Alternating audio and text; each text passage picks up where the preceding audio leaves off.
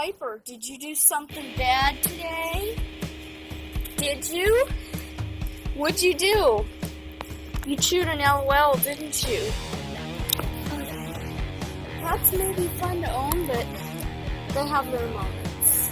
He chewed up an LOL surprise doll. I mean, why, Piper? Why?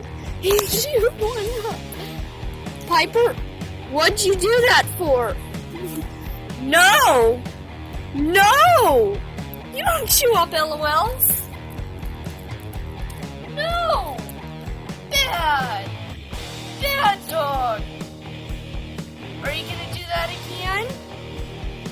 Are you? Don't do it again. Bad.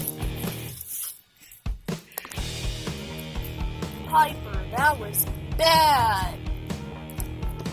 Yes, I am punishing you on YouTube. Bad. Don't do it again and you won't get in trouble.